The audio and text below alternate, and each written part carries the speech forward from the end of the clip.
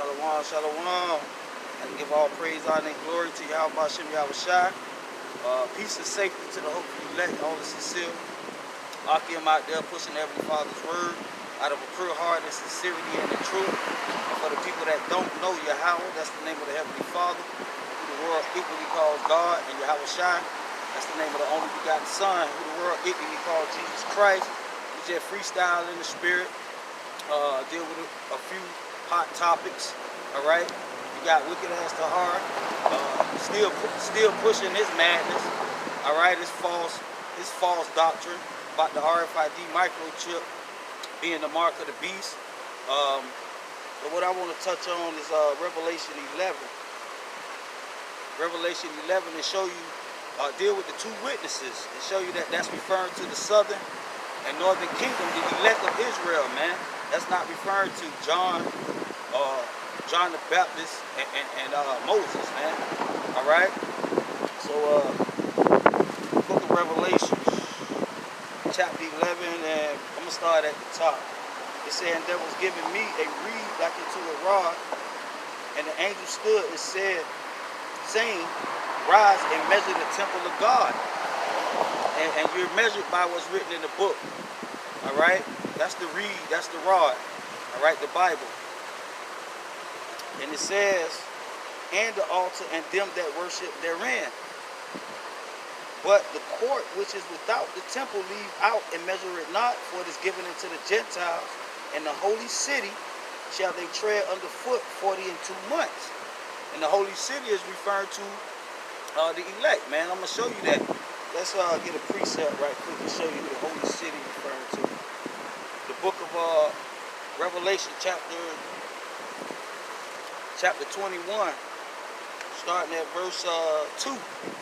It says, "And John saw the holy city," all right, the holy city, New Jerusalem, coming down from the power out of heaven, prepared as a bride adorned for her husband," referring to the elect. Now let me go back to the book of Revelation. Stay in the book of Revelation, go back to chapter 11.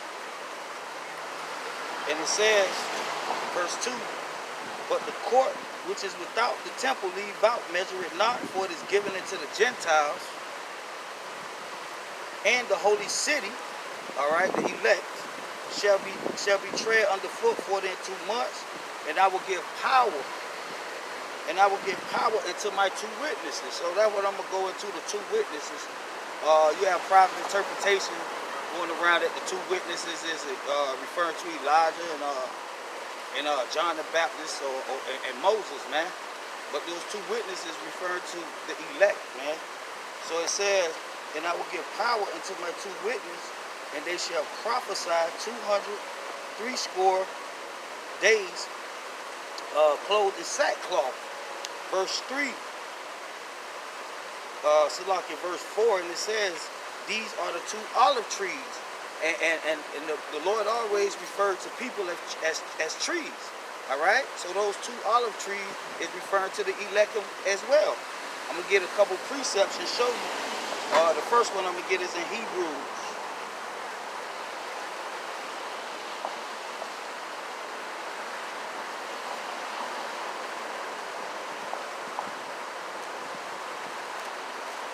Chapter 8, I'm going to start at verse 8. So, Lockie, I'm going to read 9, get straight to the point. Hebrews 8 and 8. So, Lockie, Hebrews 8 and 8.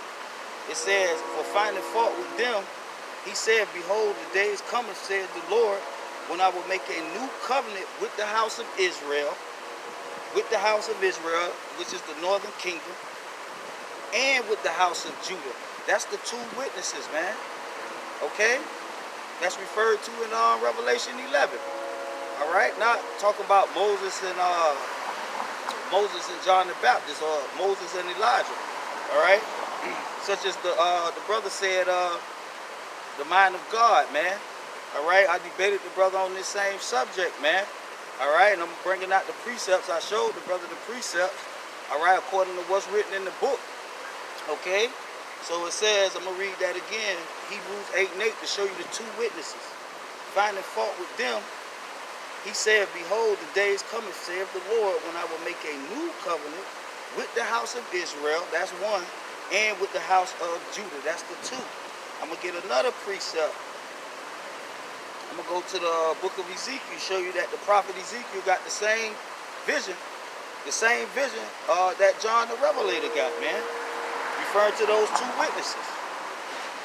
Ezekiel 37. Ezekiel 37, I'm going to start at verse 16. It says, moreover, thou son of man, take thee one stick and write upon it for Judah and for the children of Israel, his companions, and take another stick and write upon it for Joseph and the stick of Ephraim, and for all the house of Israel and his companions. So that's the two witnesses, man. It's not referring to Moses and Elijah. All right, which of course Moses and Elijah is part of the elect, of course. But this is not who the two witnesses is referring to, man, in Revelation. So that's your two witnesses, man. All right, the two sticks. Let's read on. It says, and join them one to another, and join them one to another into one stick. So take those two witnesses and make them one, man. All right? Which would be the 144,000, the elect of Israel, man. So it says, and they shall become one, in thy hand. All right? So that's what it's referring to in Revelation, man. Chapter 11. Let's go back. Let's get another one. I'm going to jump to the book of Ephesians.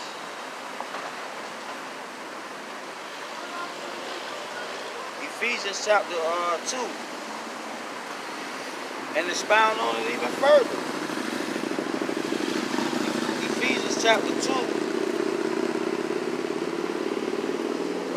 Let's see here. I'll start at verse 11. It says, wherefore remember that ye being in past times Gentiles in the flesh.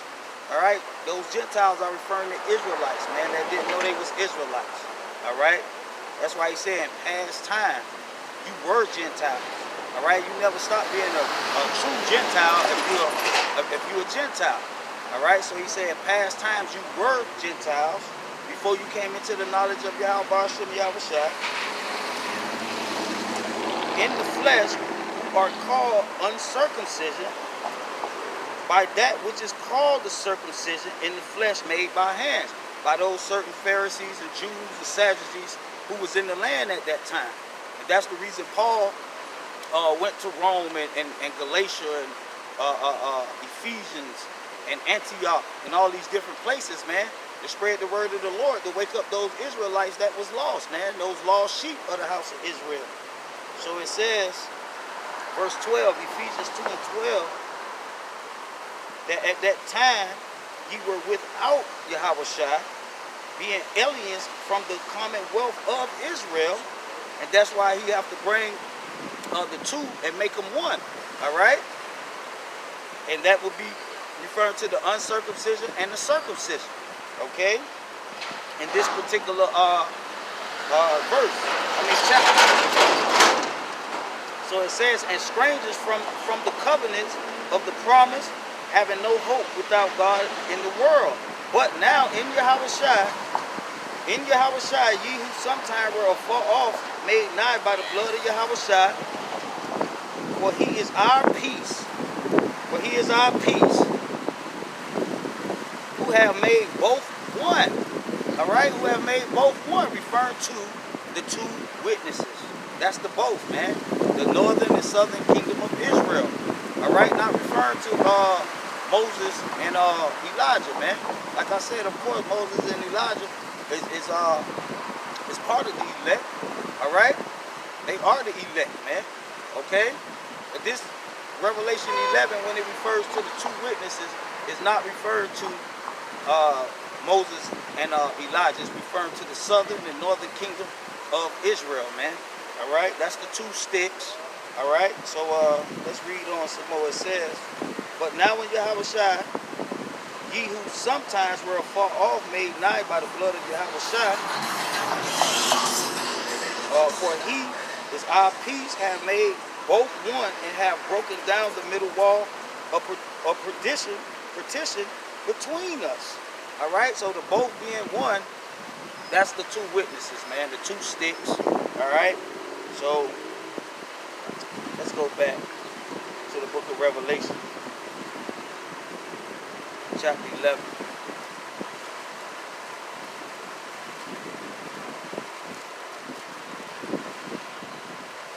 This is Revelation chapter 11, and verse 3.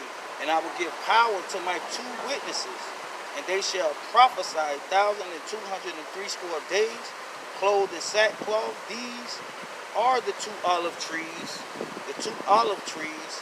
And we know the Lord referred to man as trees all through the scriptures, man. Okay? One scripture, particular, even when you go to the book of Genesis, dealing with Adam and Eve. Those trees that was in the midst of the garden that the Lord commanded Adam and Eve not to eat from was referring to people and not literal trees, man. Okay? So the two olive trees, let's get a quick one. Let's see.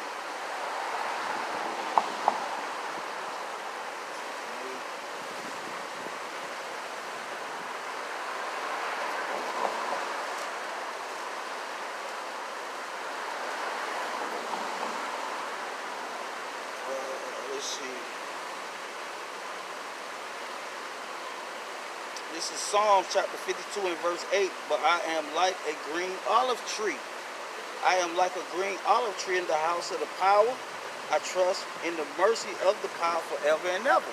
So that's what it's referring to, man. It's not referring to Moses and Elijah, man. It's referring to the elect, man. All right? So going back to the book of Revelation chapter 11, and I will give power to my two witnesses, and they shall prophesy 1,260 days, which is been 42 months, 3.5 years, man. Okay? And it said, clothed in sackcloth. These are the two olive trees and the two candlesticks standing before the power of the earth. And another private interpretation that's used is that this is referring to America, man. All right, and I'm going to show you that this is not referring to America, man. This is referring to the land of Israel. I showed you in the previous video, Luke chapter 17:37, when the disciples asked the Lord, where are these people going to be taken? And the Lord told them, well, whatsoever the bodies is, meaning the corpse, the carcasses, that's where the eagle's going to be gathered. And I showed you, according to the book of Ezekiel, chapter 39, verse 11, where those eagles are going to be gathered, and where those corpses is going to be, those bodies is going to be. All right, and it said it's going to be in the land of Israel. They referred to the land of Israel and not referring to America, man. So all this is taking place in the land of Israel. So reading on, it says, and if any man will hurt them, fire proceeded out of their mouth and devoured their enemies. This is the power that the elect is going to receive. And if any man will hurt them, he must in this manner be killed. These referring to what? The southern and northern kingdom. All right, the house of Judah and the house of Israel. Those two sticks, man.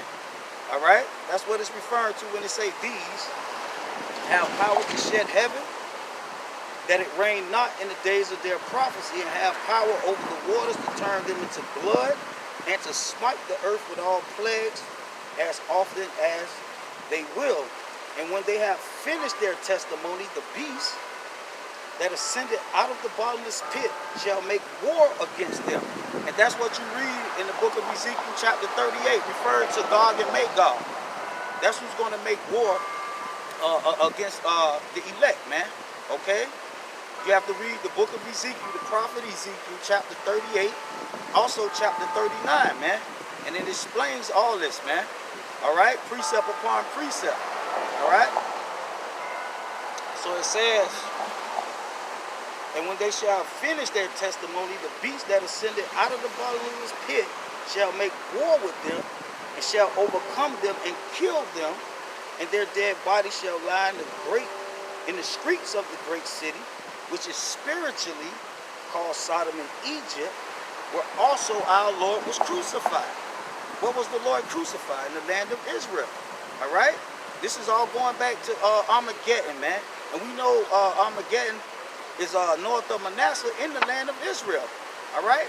Which Armageddon is referring to a place, man, and not a event, man. All right? Armageddon is north of Manasseh. When you look on a biblical map, all right, you will see it's a literal place called Armageddon north of Manasseh, where the tribe of Manasseh dwelt. All right? So that's the proof that is not referring to America, because the Lord was not crucified in the land of America, man. He was crucified in the land of Israel. They say, and they of the people and kindred and tongue and nation shall see their dead bodies 3 days and a half, which is that 1,203 score day period. All right, 3 days and a half. And shall not suffer their bodies to be put in grave, and they that dwell upon the earth shall rejoice over them and make merry, and shall send gifts one to another, because these two prophets tormented them that dwell on the earth. And like I showed you, the two is referring to what? The two sticks in Ezekiel. All right, going to the book of Hebrews, referring to the house of Israel and the house of Judah. All right, that's the two prophets, okay, that's referring to, which makes up the 144,000, man. So it says, and after 3 days and a half, the spirit of life from the power entered into them, and they stood upon their feet. And this is going back to Ezekiel 37. All right, them standing on their feet. Let's go back. Because John, the Revelator, and the prophet Ezekiel got the same vision, man. Ezekiel 37. Ezekiel 37 and verse, I'm going to start at verse 9. Then said unto me, prophesy to the wind, prophesy, son of man, and say to the wind, thus saith the Lord, power come from the four winds, O breath, and breathe upon these slain, that they may live. So I prophesied as he commanded me, and the breath came into them, and they lived and stood upon their feet. Just like we read in Revelation 11. And they stood upon their feet, a great and seated army. All right, so now when you go back to Revelation 11 and pick up at verse 11, it says, and after 3 days and a half, the spirit of life from the power entered into them, and they stood upon their feet. That's who was referred to in Ezekiel. The two witnesses, the two olive trees, man, the elect. So it says, and great fear fell upon them which saw them. That's the great exceeding army in Revelation, Salakia, in Ezekiel 37 and 10. I'm going to read it again. So I prophesied as he commanded me, and the breath came into them, and they lived and stood upon their feet, a great exceeding army. And that's why the nations was in fear, man. So let's see here. Pick up at verse 12. It says, and they heard a great voice from heaven saying unto them, come up hither, and they ascended up to heaven in a cloud, and their enemies beheld them. That's that great exceeding army, man. All right, which are the two witnesses, the two olive trees. All right, those two sticks spoken of in Ezekiel chapter 37. All right. So it says, and let's prove that. Let's go to let's see what that was. Revelation 21 and 2 again. And start at the top. and I saw a new heaven and a new earth, and the first heaven, and the first earth passed away, and there was no sea. And John saw the holy city, New Jerusalem, coming down from the power out of heaven, prepared as a bride adorned for her husband, referring to the elect. And I heard a great voice out of heaven saying, behold, the tabernacle of God is with men. All right, those 144,000 that's described in Revelation 7, man. All right, 12,000 from each tribe of the children of Israel. Behold, the tabernacle of God is with men, and he will dwell with them in those mansions. All right, they also known as mansions in John chapter 14. So it says, and they shall be his people. They shall be his people, the 144,000, the elect, man. Not just referring to just Moses and Elijah, man. All right? The people he referring to are the two sticks. All right? That he's going to bring together and make one in his hand. Okay? So it says, and he will dwell with them, and they shall be his people, and God himself shall be with them and be their power. All right? So that's what it's referring to, man. Let's go back to Revelation chapter 11. Precept upon precept, man. Line upon line, here a little, there a little. Okay?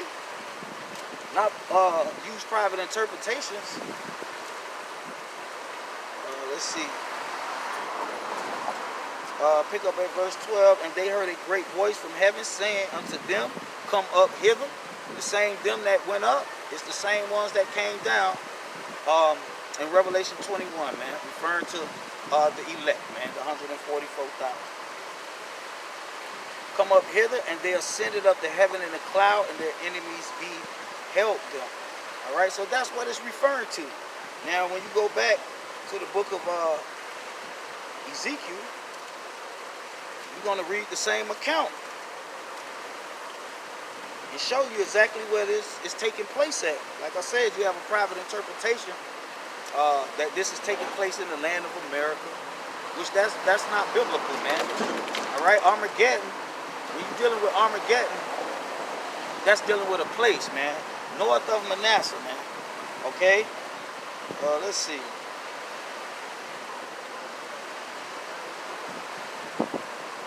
This is Revelation chapter 16 and verse 16.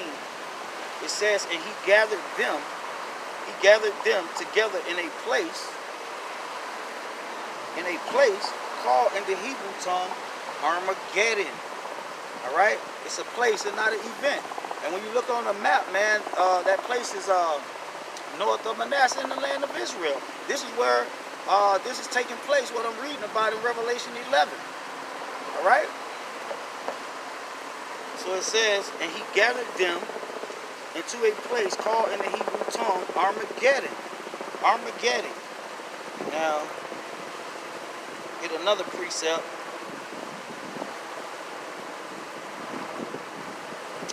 This is Revelations 19. And I'll start at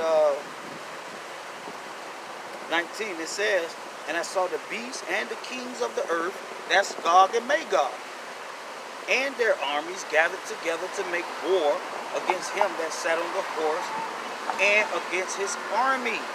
All right? And against his army, that great exceeding army that spoke of in Ezekiel 37, man. That stood on their feet, the elect, man. Now I'm going to read some of Ezekiel 37. Salakia 38, dealing with Armageddon, man. Gog and Magog. All right? The kings of the earth, the beasts and the kings of the earth and their armies, man. So this is Ezekiel 38.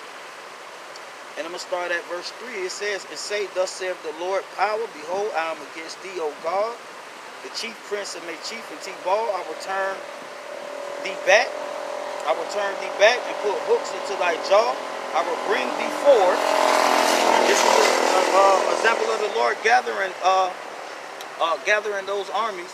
All right, so it says, and I will bring thee forth, and all thy armies, horses, horsemen, and all them clothed with all sorts of armor, even a great company of bucklers and shields, all of them handling swords. Persia, Ethiopia, Libya with them, all of them with shields and helmets.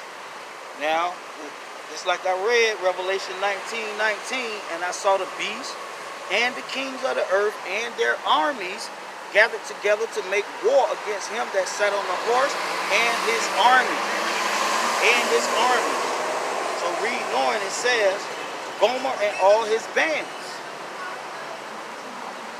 And the house of Tegomor of the north quarters and all his bands, and many people with them. Be thou prepared and prepare for thyself, thou and all thy company that are assembled against thee, and be thou a guard unto them.